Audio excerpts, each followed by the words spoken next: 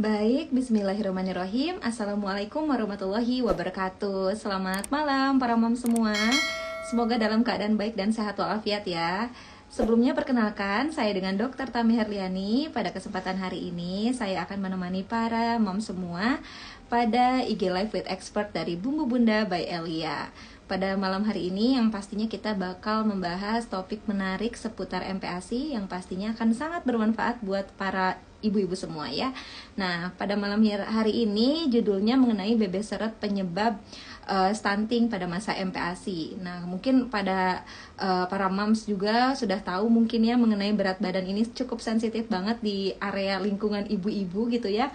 Karena kita tahu sebagai seorang ibu, kita tentunya harus menjaga berat badan anak kita supaya tetap dalam pengawasan lah ya, istilahnya supaya tetap sesuai dengan usianya. Nah, malam hari ini kita akan membahas semua tuntas tentang hal tersebut supaya lebih aware dengan berat badan anak kita.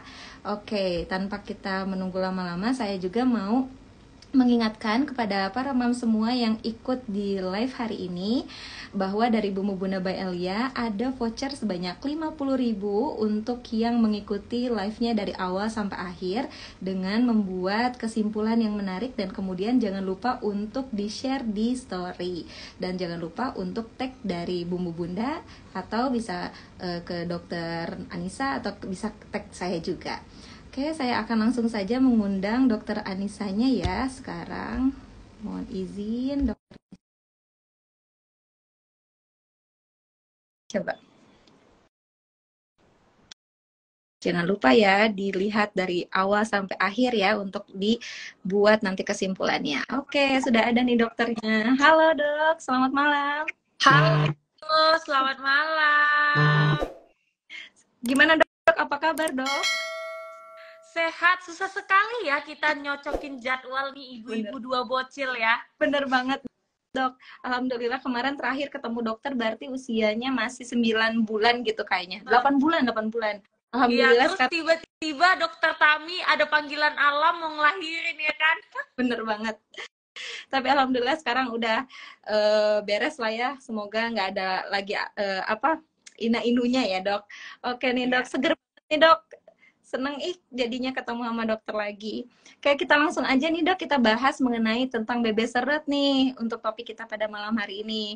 Agak sensitif nih dok kata ibu-ibu karena ngomongin tentang berat badan anak yang kita tahu bahwa kondisi pada masa MPASI mungkin ada yang naik, ada yang turun, ada yang stagnan. Nah mungkin ini agak sedikit membuat ibu-ibu juga perlu tahu gitu ya, kok bisa sih anak saya seperti ini gitu, dan apa kiat-kiat kita sebagai orang tua untuk mencegah BB seret apalagi sampai akhirannya itu menyebabkan stunting. Nah, untuk pertanyaan pertama mungkin dok, jadi sebenarnya BB seret itu kenapa sih bisa terjadi atau penyebabnya ini apa sih?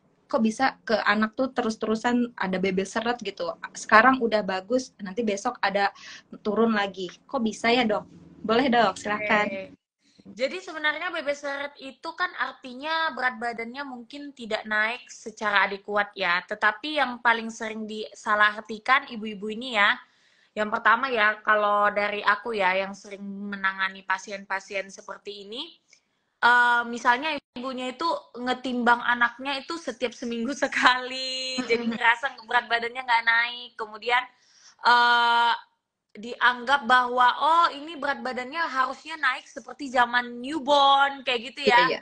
Terus apa ya, kekurangan informasi bahwa ternyata ketika anak mungkin sudah MPASI atau bertambah usianya ya berat badannya tentu naiknya tidak akan semenanjak ketika dia masih bayi kayak gitu.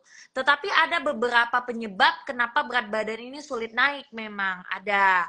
Yang pertama itu kita selalu koreksi dari apakah asupan nutrisinya sudah adekuat atau tidak. Dari situ dulu ya.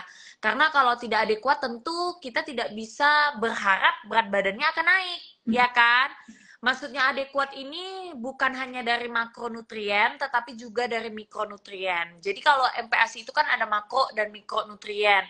Jadi jangan lupa yang dibutuhkan anak nggak hanya makronutrien, nggak hanya karbohidrat, protein, dan lemak, tetapi juga dibutuhkan mikronutrien. Contohnya kayak zat besi, kemudian zinc atau vitamin D dan sebagainya, itu disebut sebagai mikronutrien.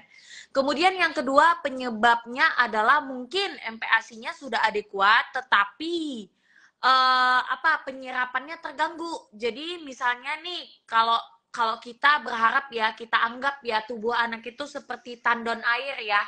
Jadi tandon air yang dari bawah sudah dialirkan sebenarnya udah cukup untuk memenuhi si tandon ini.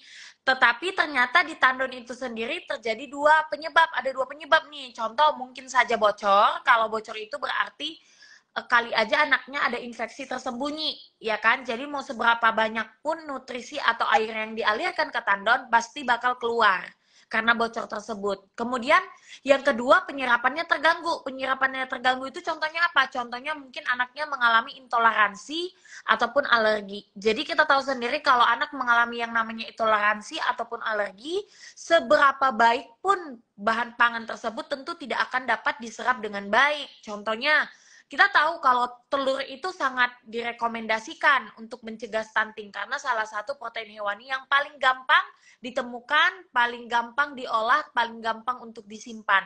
Tetapi ternyata bagi anak-anak yang mungkin punya kecenderungan alergi telur, tentunya hal ini tidak dapat diserapnya, bahkan menjadi sebuah racun atau sebuah benda asing bagi dirinya. Jadi hati-hati nih pada ibu-ibu, harus peka dan aware dengan penyebab-penyebab atau apa yang tadi ya, silent disease ataupun alergi ataupun intoleransi. Kemudian yang terakhir adalah penyebabnya adalah mungkin defisiensi mikronutrien. Tadi udah aku jelasin di awal ya, defisiensi mikronutrien ini contohnya apa?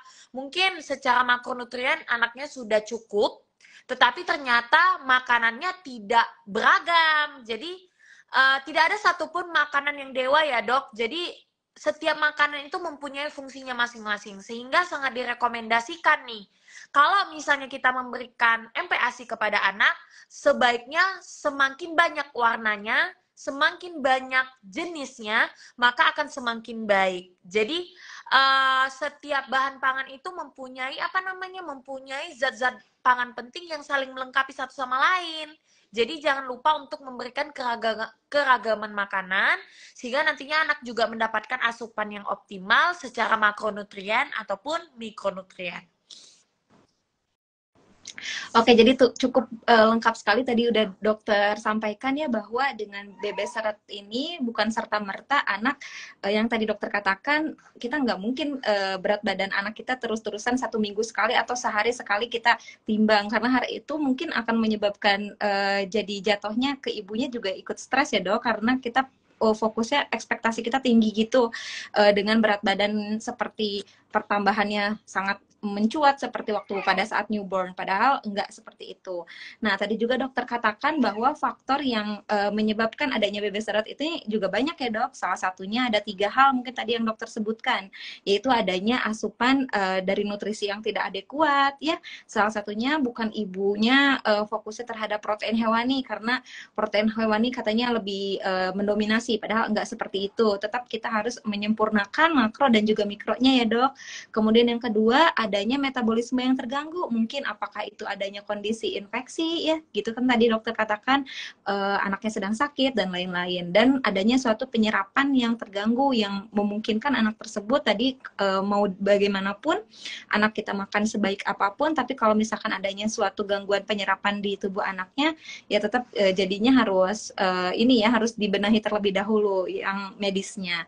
Oke, jadi itu lengkap sekali ya, semoga ibu-ibu bisa menyimak tadi ya, jangan lupa untuk dicatat kesimpulannya. Oke, yang kedua nih dok, jadi kenapa ya ceritanya dari BB seret ini kok bisa sih sampai menyebabkan anak tersebut stunting nih dok? Silahkan dok. Oke, jadi kan gini, untuk setiap anak itu kan semakin bertambah usianya, maka dia tentunya akan membutuhkan asupan yang lebih banyak ya, terutama pada toddler ya. Kalau toddler itu mungkin orang nggak menyangka ya, anak sekecil itu ternyata membutuhkan hampir bahkan setengah kalori kebutuhan orang dewasa. Jadi kalau toddler itu kebutuhan kalorinya cukup besar loh, 1.100 sampai 1.400 kilokalori per hari. Dimana itu setengahnya orang dewasa, padahal badannya kecil ya toddler itu.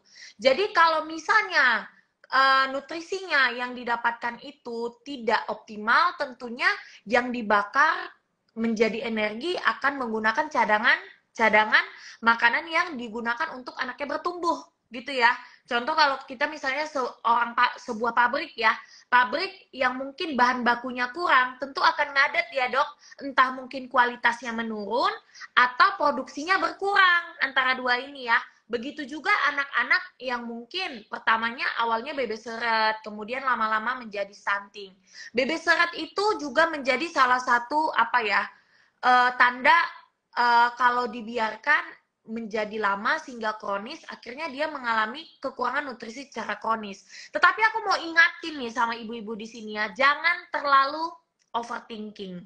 Nah, kenapa jangan terlalu overthinking? Karena tidak semua bebek seret itu langsung menyebabkan stunting. Karena untuk menuju stunting itu sangat banyak tahapan-tahapan yang harus dilalui. Sehingga sering sekali akhirnya nantinya gini dok, proses makan itu malah jadinya jadi kayak nggak mindful. Nah, kalau aku sendiri kan selalu bilang, aku tuh proses makan yang aku ajarkan adalah harusnya mindful, responsive feeding, gentle, kemudian kita memberikan makan anak bukan hanya untuk ngejar kurva. Nah, jangan sampai mindsetnya berbeda. Kalau yang namanya MPASI itu hanya untuk mengejar kurva, supaya mungkin ibunya, aduh takut dok, nanti anaknya stunting, kayak gitu ya. Jangan seperti itu ya. Kita sebagai orang tua juga harus apa ya, mindful, bijak, kemudian melihat dari segala sisi. Jadi secara menyeluruh untuk bahasan tentang bebek seret sampai menuju ke stunting juga bukan karena bebek seretnya aja ya dok, bahwa itu banyak faktornya selain mungkin dari selain jadi bebek seret kan mungkin kan tadi ya dari yang 3 hal utama yang tadi dokter sebutkan. Kalau misalkan contoh anaknya nggak terselesaikan masalah medisnya ya tentu hal itu kalau berkepanjangan menyebabkan stunting ya dok. Oke, jadi kalau boleh tahu nih dok, berapa sih rata-rata normalnya setiap usia untuk kenaikan berat badan biar ibu-ibu juga pada tahu nih. Mungkin aku jelasin setelah anak MPASI aja ya. Kalau rata-rata usia tuh kayaknya susah ya. Kita bilang setelah anak MPASI ya. Biasanya setelah anak MPASI 6 bulan ke atas itu berat badannya sampai usia 1 tahun ya. Biasanya yang direkomendasikan adalah 200 sampai 300 gram per 2 bulan. Jadi aku selalu bilang hitungnya per 2 bulan aja, jangan per sebulan gitu loh, per 2 bulan aja. Karena bisa saja kalau kita sebulan jadinya overthinking dan stres ya. Sebelum kita membersamai anak, kita harus menjaga mental kita harus stabil dulu gitu loh. Supaya kita nggak terlalu overthinking, akhirnya kita nge-push anaknya terhadap sesuatu hal yang sebenarnya nggak perlu gitu ya kan. Nah, kemudian nanti biasanya usia 1 tahun ke atas makin lebih sedikit lagi nih. Kalau usia 1 tahun ke atas, usia 1 tahun ke atas per 2 bulan sampai 3 bulan untuk kenaikannya 200 gram itu udah bagus banget. Kalau misalnya dia bisa stabil ya. Jadi kalau usia 1 tahun ke atas toddler kalau dia naiknya itu 100 gram per sebulan, gak usah khawatir ya ibu-ibu, itu hal yang normal. Jangan anggap bahwa ketika toddler berat badannya harus naik 400 gram per bulan kayak gitu. Hati-hati. Karena yang namanya stunting atau malnutrisi tidak hanya berat badan kurang, tetapi berat badan overweight juga bisa disebut sebagai stunting ataupun malnutrisi. Jadi hati-hati. Kalau aku bilangnya gini,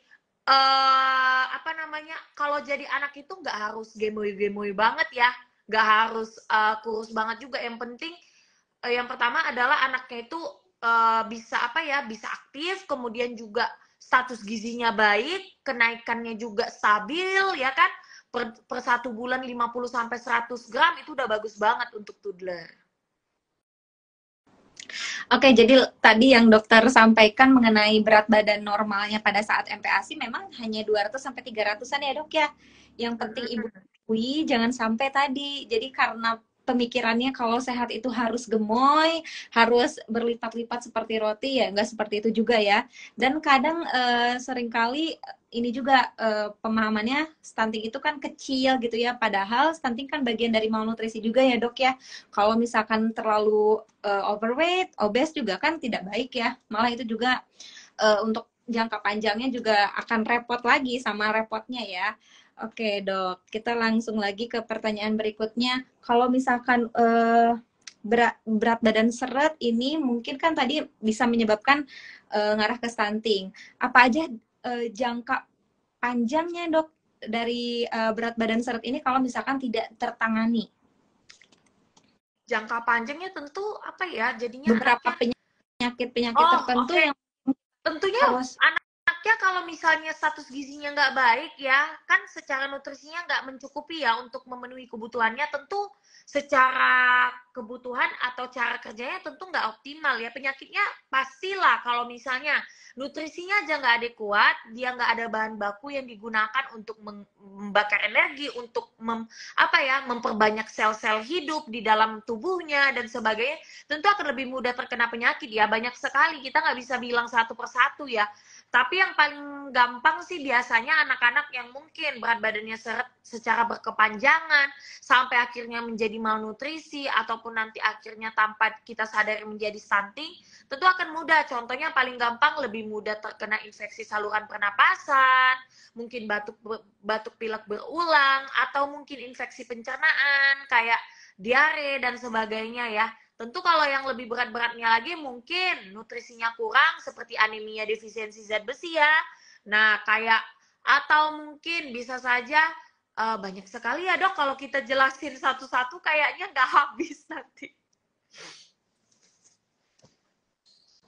Baik, Dok. Emang banyak banget berarti ya, Dok, ya, untuk beberapa kondisi mungkin yang paling simpel aja ya, bapil berulang nih yang biasanya kejadian pada anak-anak yang seringkali dikit-dikit minta obat, kan itu juga kan nggak baik ya, Dok, ya, kalau misalkan kita selalu mengasupi banyaknya macam-macam obat-obatan gitu untuk anak.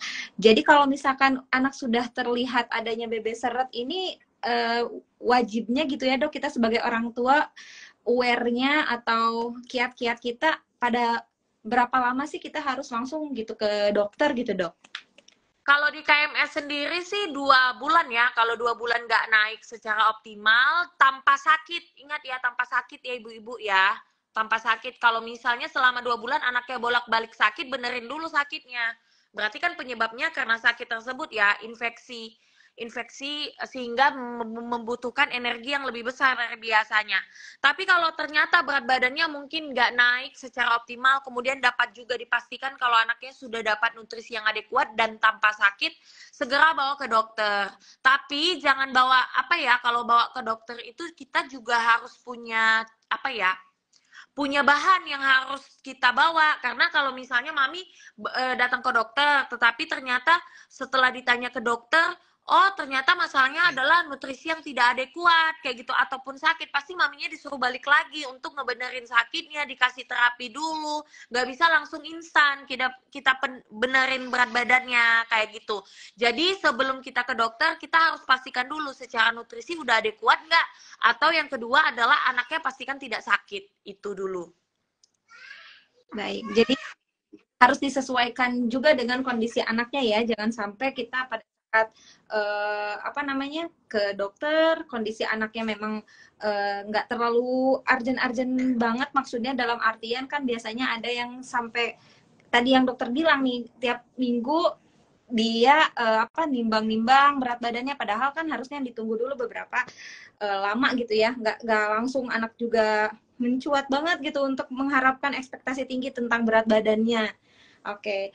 Kemudian nih, Dok, kalau boleh tahu, kalau misalkan anak yang sudah didiagnosis adanya stunting, apakah kiat-kiat kita sebagai orang tua itu menyerah aja gitu? Karena kan kita tahu kalau stunting ini sendiri kalau misalkan sudah terlewat di usia 2 tahun, katanya kan nggak bisa dibenahi atau tidak bisa ditangani. Jadi apa yang harus kita lakukan nih, Dok, kalau misalkan sudah sampai anaknya terdiagnosis adanya stunting?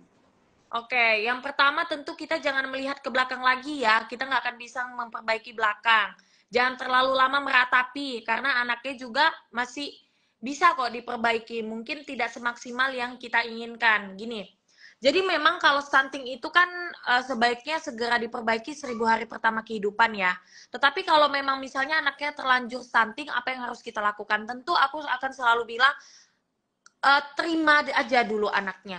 kita nggak tahu ya. Kemudian lakukan segala hal yang bisa ibu lakukan yang terbaik. Ikutin saran dari dokter.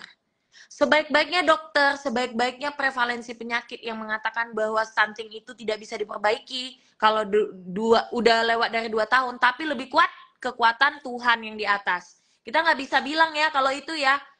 Jadi saran aku kalau memang sudah terdiagnosis stunting, yang pertama ibu terima dulu anaknya, kemudian lakukan yang bisa ibu lakukan yang terbaik versi ibu, ikutin saran dari dokter. Kayak gitu. Jadi kita jangan kembali lagi ke belakang, kita jangan menyesali lagi yang udah lalu, karena kalau kita terlalu lama menyesali yang udah lalu, nanti akhirnya nggak bisa lihat nih kesempatan-kesempatan atau peluang yang lebih positif di depannya. Jadi untuk para orang tua mungkin yang ada sampai anaknya terdiagnosis stunting, yang paling utama memang tadi yang dokter bilang, kita benar gak boleh lihat ke belakang, melainkan kita fokus ke anak kita, bagaimana caranya untuk meminimalisir mungkin seperti hal-hal kondisi yang kalau stunting kan biasanya kan lebih mudah terkena beberapa kondisi sakit ya dok. Ya itu salah satunya untuk menghindari anak-anak kita supaya nggak sakit atau mencegah adanya terjadi infeksi dan lain-lain, itu bagaimanapun caranya harus dijaga gitu ya dok ya. Sehingga ya kita dalam jadi ke anak kita itu harus sehat gitu mau tidak mau ya. Tapi bukan berarti itu jadi akhir dari segalanya ya dok ya. Bahwa itu masih bisa untuk kita tanamin banyak hal gitu. Salah satunya ya kan nggak cuman dari kondisi stunting, udah lah anaknya stunting nggak bisa dibenerin gitu. Tapi kan dari hal-hal anak kita kan masih panjang gitu ya. Iya Ininya usia benar. lagi. Nih aku mau ingetin nih sama ibu-ibu ya. Kalau anak itu nggak hanya dinilai dari status gizi, ingat anakmu berharga, lebih berharga daripada kurva BB, lebih berharga dari panjang badan, lebih berharga dari grafik KMS. Jadi jangan sampai nih gara-gara mungkin grafik KMS-nya mungkin tidak sesuai yang dia inginkan, sampai akhirnya mungkin didesak-desak ya sama nakes-nakes. Aku nggak nyalahin sih sejawat-sejawat aku yang lain ya, memang mereka pasti ada yang lebih concern ke nutrisi. Tetapi kita sebagai seorang ibu ya, aku ngomong di sini sebagai seorang ibu ya, anakmu itu lebih berharga dari itu. Dan masih banyak yang bisa kita lihat dan bisa kita nilai anak dari segala kelebihannya. Ya, jangan hanya melihat anak dari status gizi. Sangat sempit. Kasihan loh. Padahal banyak sekali ya yang bisa kita lihat, ya nggak sih? Banyak sekali yang kita lihat. Banyak yang masih bisa kita improve, bisa kita tingkatkan. Benar. Dan ya ibu. Oke. Jadi semangat terus buat ibu-ibu semua kita untuk tumbuh bersama anak gitu ya. Kan kita tumbuh juga bukan hanya anak saja gitu ya, tapi kita juga sebagai ibu juga sama-sama belajar. Oke, lanjut lagi nih dok. Ada pertanyaan, apakah BB seret ini berhubungan dengan anak yang aktif ya dok? Soalnya katanya kalau misalkan banyak lari ke sana ke sini gitu kan ya, itu kan jadi menguras tenaga, jadi kalorinya. Nah, kemudian nanti menyebabkan BB-nya seret. Jadi apakah itu berhubungan dok? Silahkan dok. Oke. Jadi sebenarnya mungkin lebih berhubungan yang tadi ya dok, nutrisinya nggak adekuat ya. Jadi kan kalau anaknya aktif, pasti kebutuhan energi yang dibutuhkan kan lebih besar. Bayangkan kalau tudor itu tadi aku jelasin ya 1100 sampai 1400 kilokalori per hari. Ya kan? Ya. Kemudian yang masuk cuma 1000 kalori ya kan? Nutrisinya nggak adekuat, tentu pasti akan mengalami berat badannya juga nggak optimal ya, karena dihabiskan oleh energi. Kayak misalnya orang-orang atau yang lagi diet ya, orang-orang diet kalau misalnya mau menurunkan berat badan kan defisit kalori ya. Nah kayak gitu juga anak-anak. Jadi konsepnya kayak gini, kalau misalnya ingin menaikkan berat badan anak bukan karena anaknya aktif, berarti kalau anaknya aktif nutrisi yang diberikan harus lebih padat lagi, ya kan? Jangan sama nutrisinya sama, contohnya nutrisinya sama aja yang diberikan pada anak yang usia 11 bulan sama pada anak yang mungkin ketika dia usianya udah 18 bulan, tentu akan mengalami yang namanya gap, ya kan? Jadi bukan karena anaknya aktif sih sebenarnya, tapi karena nutrisinya atau kebutuhannya itu nggak cukup memenuhi sehari-harinya. Oke, jadi Jadi pada dasarnya anak aktif juga kan dok, itu kan bagian dari tumbuh kembangnya juga ya dok ya. Jadi bukan berarti banyak lari nanti menguras kalori. Berarti tadi yang dokter bilang memang harus dipadetin lagi berarti ya dok untuk gizinya tadi. Asupan dari nutrisinya jangan sampai kurang ya seperti itu. Oke, mungkin ada beberapa perbedaan mungkin dengan kondisi yang aktifnya terlalu hiper mungkinnya itu beda lagi ya dok. Oke, selanjutnya pertanyaan kedua nih dok. Dari ibu, ini ada, apakah BB seret ini berhubungan dengan waktu tidur anak ya dok? Karena anak saya selalu tidurnya malam katanya dok. Silakan dok. Kalian ini suka, pasti ada yang nyerempet-nyerempet tanya-tanya sleep training ini kalian kan? Nah, jadi gini.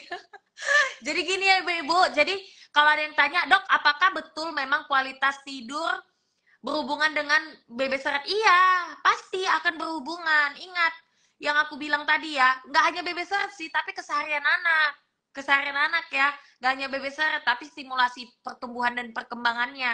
Nah, pada saat tidur, terutama pada tidur malam, seorang anak pasti akan mengalami yang namanya deep sleep ya. Kalau deep sleep itu akan mengaktifkan yang namanya hormon pertumbuhan atau growth hormone. Nah, growth hormone inilah yang membantu menyempurnakan nutrisi dan juga aktivitas fisik yang dilalui anak sepanjang hari untuk growth hormone ini.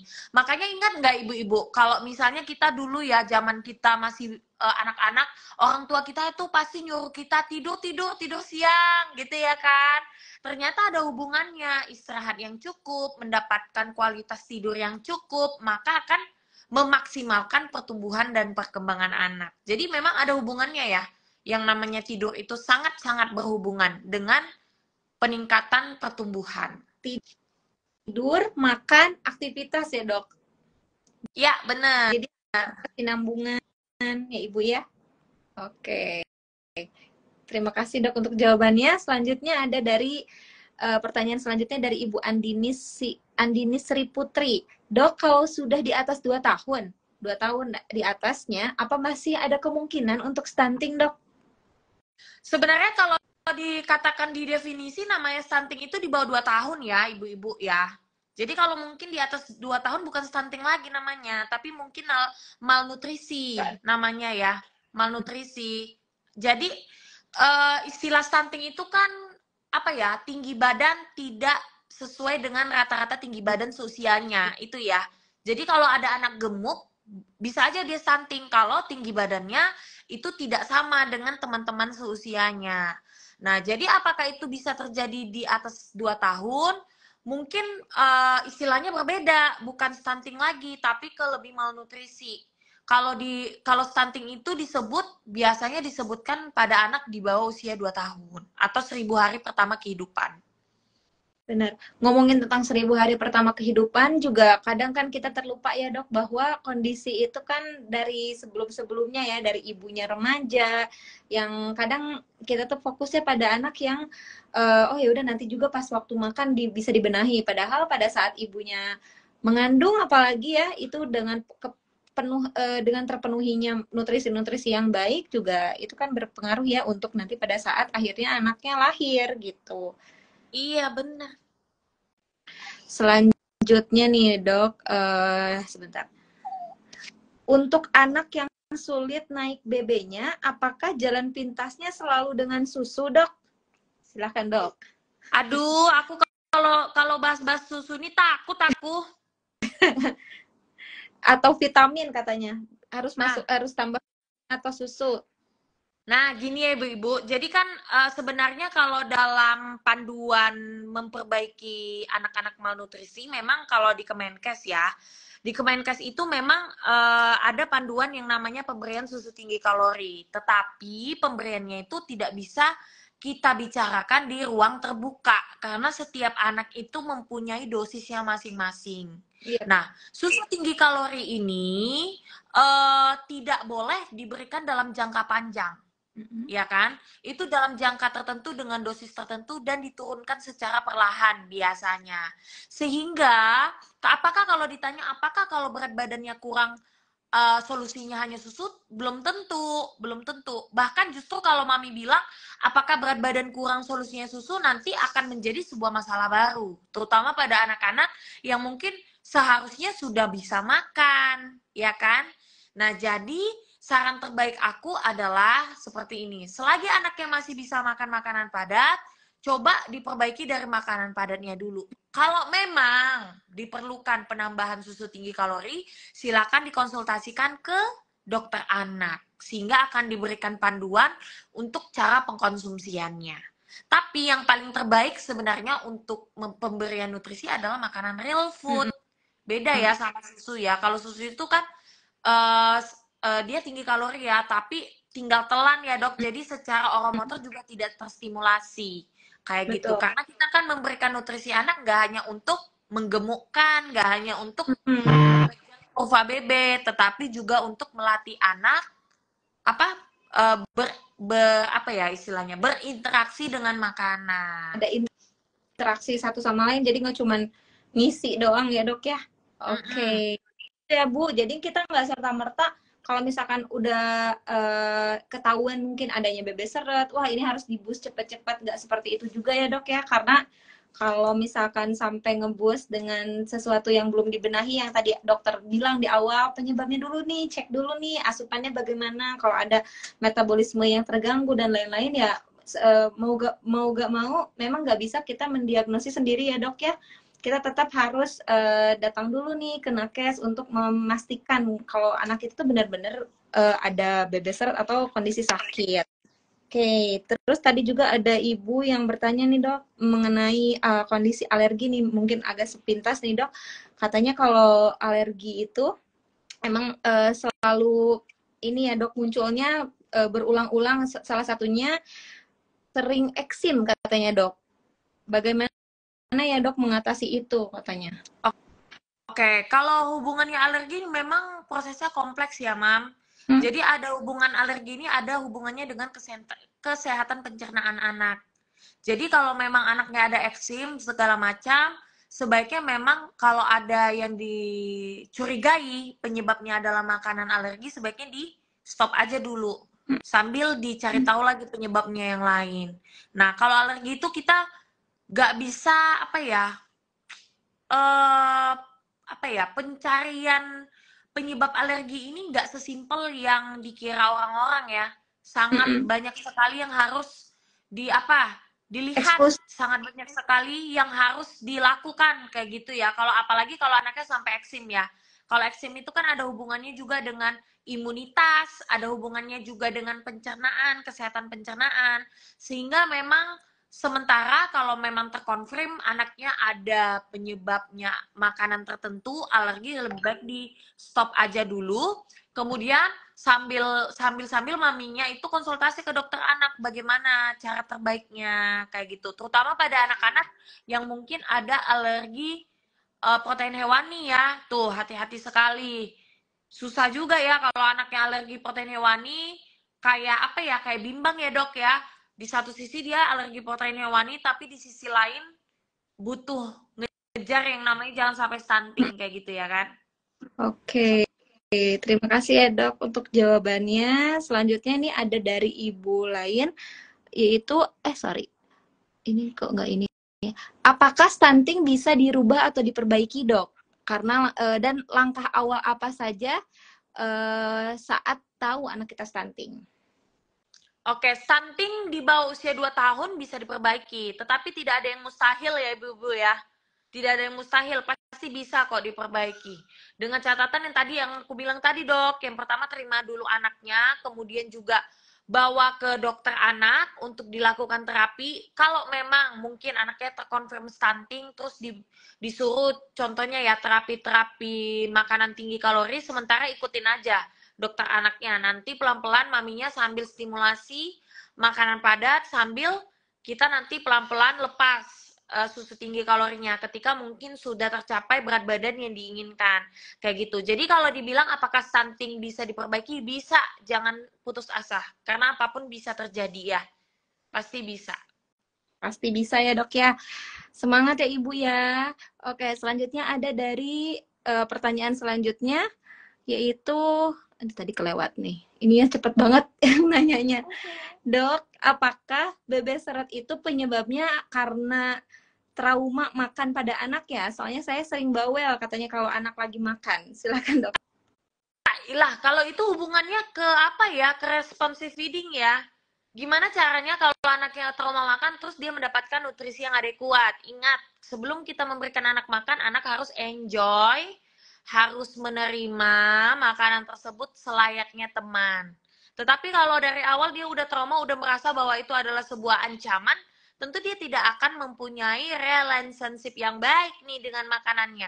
Jadi gimana caranya bisa masuk makanan tersebut sesuai dengan yang dibutuhin? Ya nggak sih?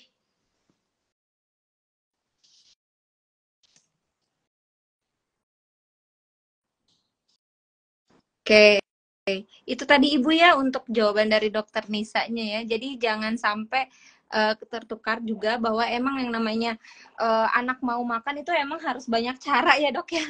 Bukan sebatas kita langsung menyodorkan aja, tapi memang harus ada relationship yang baik gitu. Ini kecepatan ininya apa sih? Pertanyaannya banyak nih dok. Lumayan sekali, jadi ini saya harus lihat dulu ya. Oke, selanjutnya kalau anak saya didiagnosisnya stunted, itu stunting bukan sih dok? Rada bingung. Soalnya BB-nya kalau di aplikasi normal, tapi tingginya yang kurang. Silahkan dok. Oke, jadi kalau kalau stunting itu biasanya dihitung berdasarkan status gizi ya. Kalau status gizi itu kan ada indeks panjang tubuh per umur atau tinggi badan per umur kayak gitu. Tetapi kalau stunted itu biasanya hitungnya dari standar deviasi. Nah, standar deviasi biasanya kalau stunted itu kita hitung dari Z-score minus 2 standar deviasi sampai dengan minus 3 standar deviasi. Jadi apa ya, stunted itu lebih ke apa ya, pakai standar deviasi menghitungnya. Tetapi kalau stunting itu lebih ke indeks panjang tubuh per umur atau tinggi badan per umur kayak gitu sih ibu-ibu. Nah, lebih jelasnya lebih baik konsultasi ke dokter anak, minta penjelasan sama dokter anaknya. Jadi Ibu bisa, itu kayak perbandingan-perbandingan ya dok ya? Mm-mm. Misalkan ibu sudah tahu, misalkan anak ibu stunted, berarti kan ibu udah tahu nih, lebih tepatnya mending dibahas lagi sama DSA-nya. Oke ya. Kemudian ini ada lagi, dok, apakah pijat oromotor berpengaruh pada anak lahap makan atau mau mangap? Tergantung sih, kalau penyebabnya ternyata dia hipersensitif atau hiposensitif sensori ya bisa-bisa aja ya. Oke. Ada pijat oromotor itu ada memang terapinya.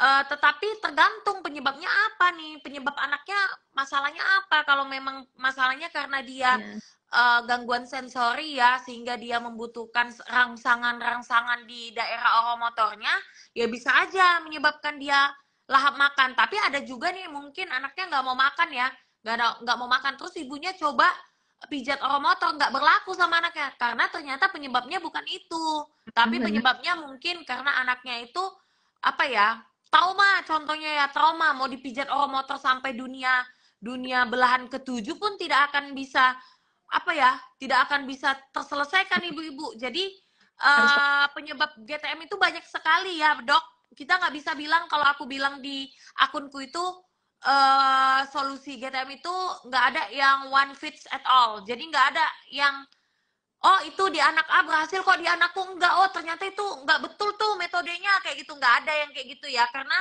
yang tadi solusi GTM itu nggak ada yang one fits at all, nggak ada. karena tiap anak-anak kan beda ya. Tiap Mm-mm. hidup punya apa kesukaannya masing-masing juga beda ya. Itu Iya salah satunya yang benar. pakai yang one way gitu ya. Oke, jadi ibu nanti jangan lupa untuk lihat dulu apa alasannya ya untuk dilakukan pijat oromotor. Nah ini mungkin bisa dijelasin lagi mungkin sedikit nih dok. Apakah ISK dan TBC bisa menyebabkan BB seret ya dok? Tadi ya udah dijelasin dok. Tentu dong, itu kan salah satu penyakit ya. Kalau anak sedang sakit tentu membutuhkan energi yang lebih besar dari biasanya kan, karena berusaha untuk menyembuhkan tubuhnya dulu, baru dia bisa menyerap nutrisi. Jadi Tentu nggak hanya TB anemia ya, segala penyakit, mau mencret, bapil, alergi. segala kondisi sakit itu dapat menyebabkan ke arah BB seret. Kalau misalkan tidak tertangani dengan sesuai dengan penanganan yang tepat atau tidak cepat, ya tentu itu akan menyebabkan BB seret secara terus-menerus ya dok ya, yang berulang. Benar. Jadi pokoknya yang tadi, yang 3 hal tadi ya yang dokter sebutkan, metabolisme, masuknya berarti ke metabolisme yang terganggu ya dok? Iya, benar. Penurunan dari metabolisme, kondisi penurunan metabolisme pada anak. Oke. Selanjutnya ada, apakah tumgi bisa menyebabkan BB stuck, dok? Tumgi mungkin bukan itu ya, nggak langsung BB stuck. Mungkin karena anaknya itu sakit giginya karena tumgi ya.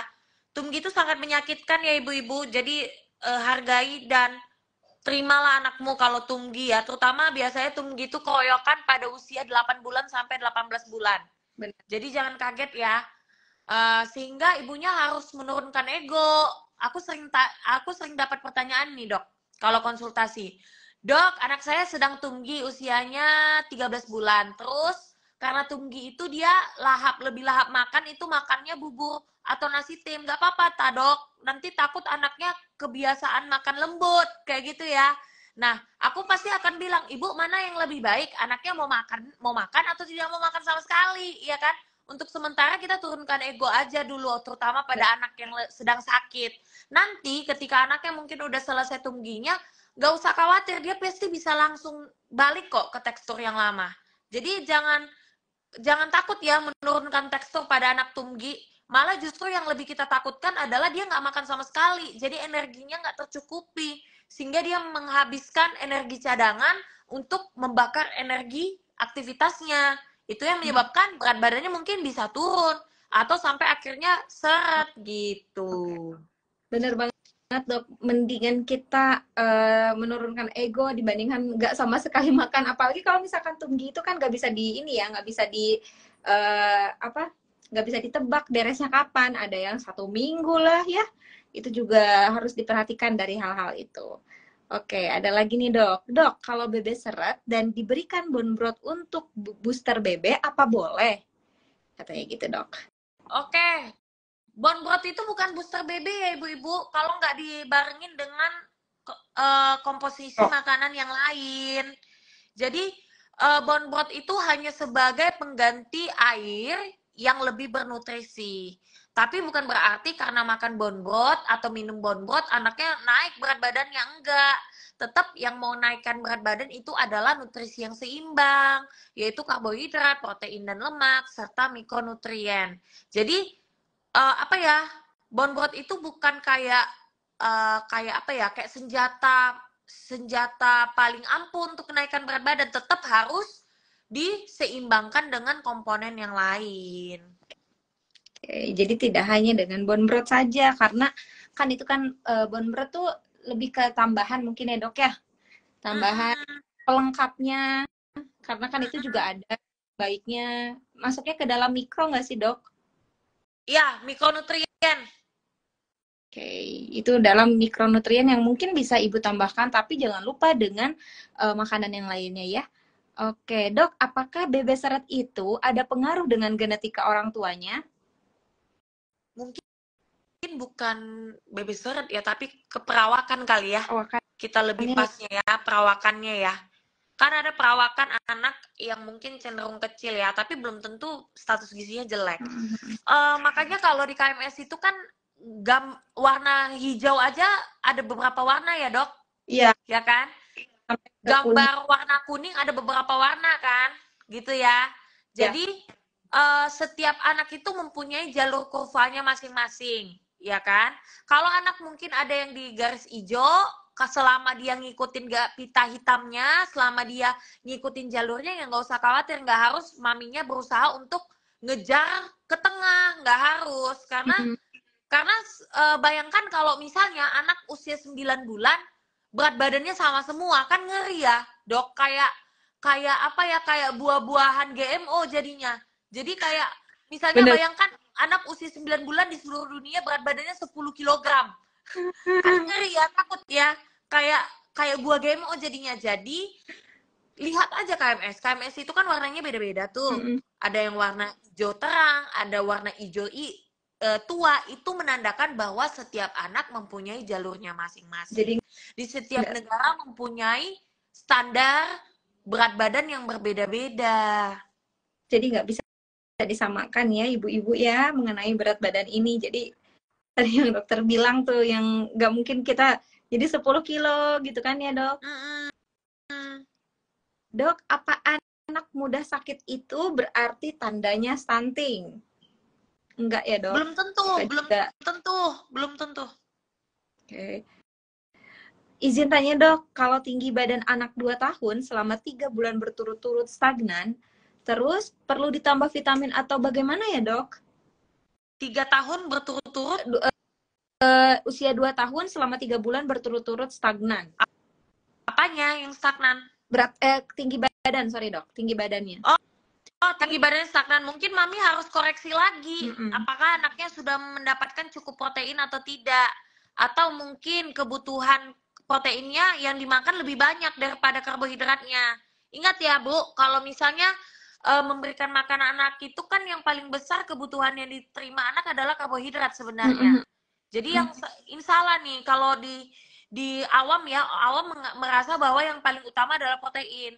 Padahal yang paling utama adalah tiga komponen ya. Karbohidrat, protein, dan lemak. Yang paling terbesar adalah karbohidrat. Karbohidrat itu 30-60%.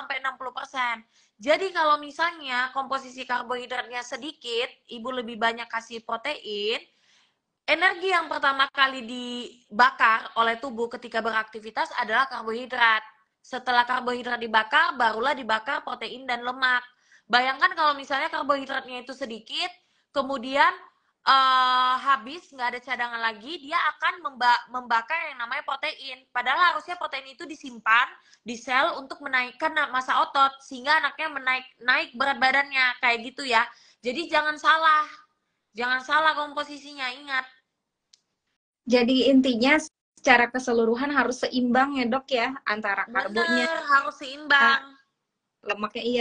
Itu yang tadi dokter ceritain itu kayak proses metabolisme, pemecahan metabolisme di dalam tubuh ya ibu-ibu.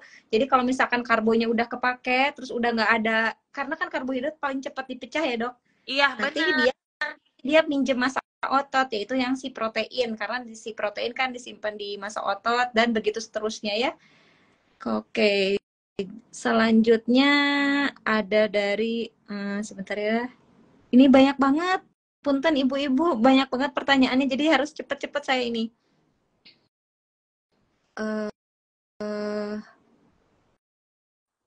Dok, bagaimana cara untuk memperbaiki anak yang kena trauma makan katanya dok? Karena ngelihat sendok aja udah nangis. Oke, kalau trauma makan itu yang pertama adalah ibu minta maaf dulu sama anaknya. Terus cari tahu penyebabnya apa. Contoh mungkin penyebabnya dia karena pernah dipaksa makan obat ya, sehingga dia sangat merasa bahwa mulutnya itu kayak apa ya, pengalaman itu dia ingat. Atau yang sering salah, yang sering yang tidak dipikirkan oleh ibu-ibu adalah memaksa anak sikat gigi. Hati-hati loh, memaksa anak sikat gigi. Memang sih sikat gigi itu katanya harus dipaksa ya untuk supaya anaknya nggak karies. Tapi menurut aku hati-hati, karena ada anak tipenya yang mungkin inget ya. Jadi berentet dia ke proses makan. Jadi hati-hati. Jadi coba diingat-ingat dulu penyebabnya apa. Kemudian minta maaf ke anak. Kemudian jelaskan pada anak bahwa itu adalah hal yang tidak benar. Maksudnya hal yang sebenarnya dilakukan untuk kebaikan dia. Kemudian coba luangkan waktu lebih banyak untuk high quality dengan anak tanpa distraksi, sehingga kayak istilahnya kita kayak berbaikan dengan pacar loh. Jadi kita kayak menyediakan waktu kita sepenuhnya, bermain, bonding dan sebagainya, sehingga akhirnya dia trust lagi nih sama caregivernya, trust lagi nih sama parentsnya, kayak gitu. Oke, jadi sebenarnya masalah trauma juga bukan pada makan aja ya dok ya, pada kondisi lain yang tadi dokter bilang, dari sesimpelnya sikat gigi ya, itu perlu apa ya, kalau misalkan anak udah 2 tahun, udah masa toddler tuh emang butuh perhatian dan pelan-pelan banget ya, karena kan di situ udah mulai tantrum dan lain-lain. Itu kalau misalkan sampai trauma emang agak sulit ya. Tadi bener banget sih dok, yang bikin saya terharu itu dari jawaban dokter adalah kita harus minta maaf dulu sama anak ya, karena seberapapun kita minta maaf itu ke anak kecil aja itu perlu dihargai ya, anak kecil juga gitu dok. Jadi perlu apa ya namanya, pendekatan iya ya. Kemudian nggak akan bisa langsung sehari 2 hari ya dok, akan cukup Iya, lama. benar. Kalau misalkan ketemunya tadi yang cerita ibu yang takut sama sendok, mungkin kan itu kan makan prosesnya kan berhari-hari ya, mungkin nggak sampai 1 sampai 2 hari langsung bisa ya. Semangat ya, walaupun masih bisa diusahakan, walaupun 1 hari juga pasti insya Allah bisa. Oke. Nah, ada lagi nih dok, obat cacing untuk anak ada hubungannya nggak dok bikin anak itu lahap makan? Karena bebeknya seret juga. Kalau karena kecacingan ya mungkin bisa ya. Kalau infeksi cacingan ternyata terkonfirmasi ya bisa aja. Obat cacing. Ya, jadi jangan, kalau misalkan anaknya mungkin tadinya GTM atau susah makan, terus ternyata memang ketahuannya karena cacingan dengan minum obat cacing jadi membaik ya, mungkin itu salah satu bisa penyebab dari bebek seret juga ya. Oke. Mana lagi ya?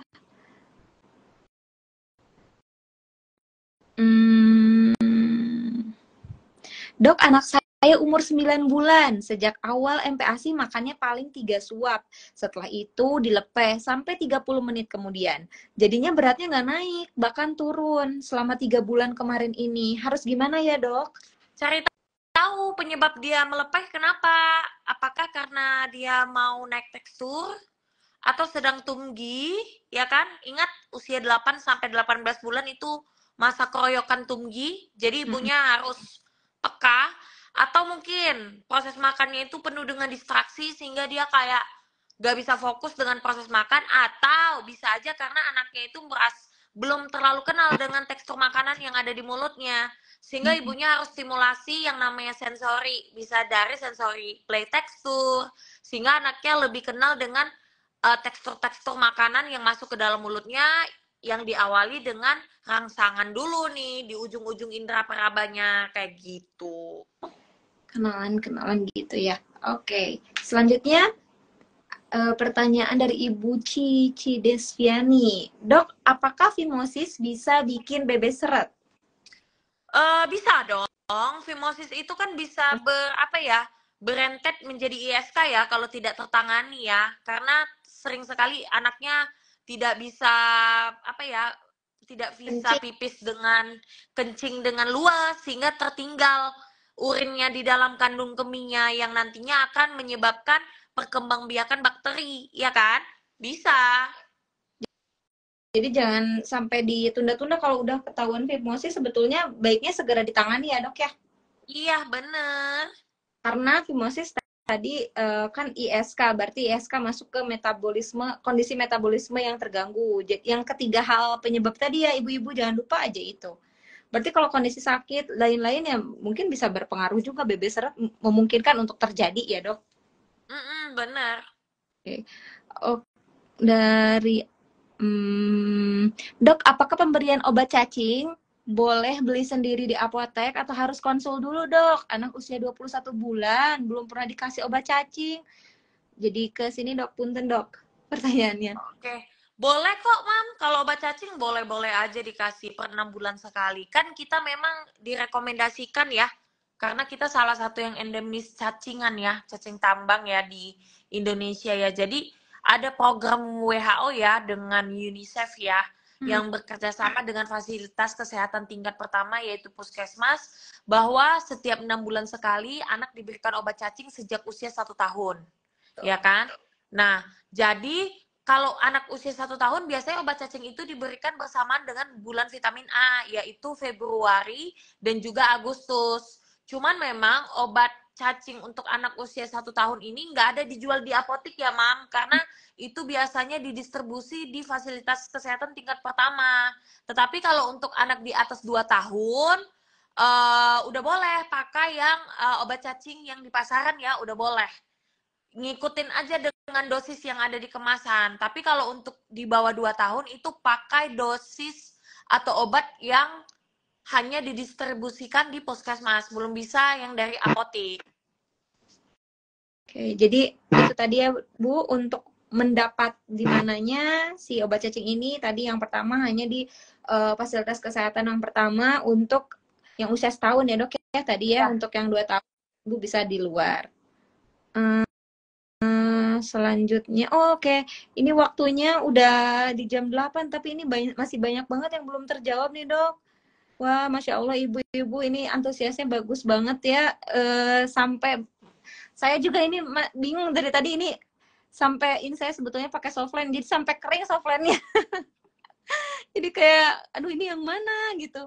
Saya minta maaf banget ya ibu-ibu ya kalau misalkan banyak pertanyaan yang belum tersampaikan tadi ke dokternya karena memang keterbatasan waktu kita pada hari ini. Luar biasa sekali untuk antusiasmenya ya Dok ya. Untuk hari ini ibu-ibunya banyak yang tanya tentang banyak hal sampai ke cacing juga tadi ditanyakan. Saya juga mohon maaf kalau misalkan banyak kesalahan dan kekurangan karena ini sambil ngegembol anak ya Dok. Oke, jadi sebelumnya saya mau izin ini ya Dok rangkum sedikit karena tadi saya mengingatkan juga bahwa IG Live ini nanti jangan lupa kepada ibu-ibu semua akan ada voucher sebesar 50.000 dari Bumbu Bunda by Elia untuk para penonton IG Live yang nantinya akan dipilih berdasarkan syarat dan ketentuan yaitu merangkum semua isi dari diskusi kita pada hari ini, kita buat kesimpulannya yang menarik dan kemudian nanti jangan lupa untuk di-share di story-nya ya. Jangan lupa untuk di-tag juga. Nah, untuk pembahasan hari ini kan tentang BB seret penyebab dari stunting pada saat masa MPASI. Jadi bahwa BB seret itu kan salah satu hal yang paling banyak ditemukan di kondisi orang tua ya, apalagi bukan hanya di saat makan sih, sebetulnya pada saat masa-masa menyusuin juga mungkin akan ada juga beberapa yang bisa ditemukan gitu ya kondisinya. Nah, namun untuk MPASI sendiri yang tadi dokter jelaskan ya, banyak banget tuh untuk penyebab-penyebab BB seret bisa terjadi. Ada 3 hal yang paling utama ibu-ibu harus ketahui. Yang pertama, adanya asupan nutrisi yang kurang adekuat. Apakah itu makro dan mikronya yang mungkin terkadang fokus kita kepada salah satu bagiannya aja.